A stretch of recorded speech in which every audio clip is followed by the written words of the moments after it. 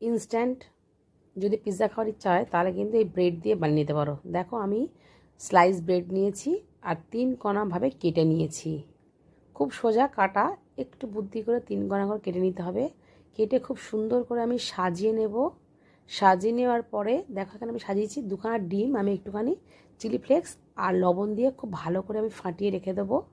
একটা কড়াই বসিয়েছি, দিয়ে বাটার দিয়েছি। এখন যে রুটিগুলো আমি কেটে রেখেছিলাম সেগুলো সাজিয়ে দিয়েছি।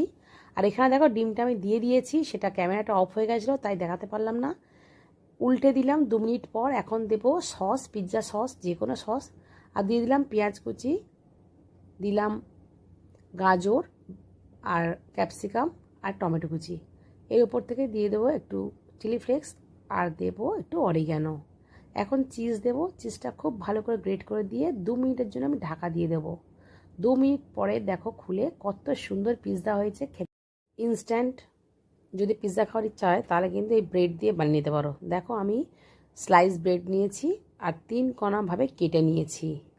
খুব সোজা কাটা, একটু বুদ্ধি করে 3 কণা করে কেটে নিতে হবে। কেটে খুব সুন্দর করে আমি সাজিয়ে নেব। সাজিয়ে নেওয়ার পরে দেখো এখানে আমি সাজিয়েছি 2খানা ডিম, আমি একটুখানি চিলি ফ্লেক্স আর লবণ দিয়ে খুব ভালো করে আমি ফাটিয়ে রেখে দেবো। একটা কড়াই বসিয়েছি, দিয়ে বাটার দিয়েছি। এখন যে রুটিগুলো আমি কেটে রেখেছিলাম সেগুলো সাজিয়ে দিয়েছি। আর এখানে দেখো ডিমটা আমি দিয়ে দিয়েছি, সেটা ক্যামেরাটা অফ হয়ে গেছিলো তাই দেখাতে পারলাম না।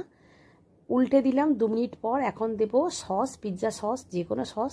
আর দিয়ে দিলাম পেঁয়াজ কুচি, দিলাম গাজর আর ক্যাপসিকাম আর টমেটো কুচি। এর ওপর থেকে দিয়ে দেবো একটু চিলি ফ্লেক্স আর দেবো একটু অরিগ্যানো। এখন চিজ দেবো, চিজটা খুব ভালো করে গ্রেট করে দিয়ে 2 মিনিটের জন্য আমি ঢাকা দিয়ে দেবো। 2 মিনিট পরে দেখো খুলে কত সুন্দর পিৎজা হয়েছে।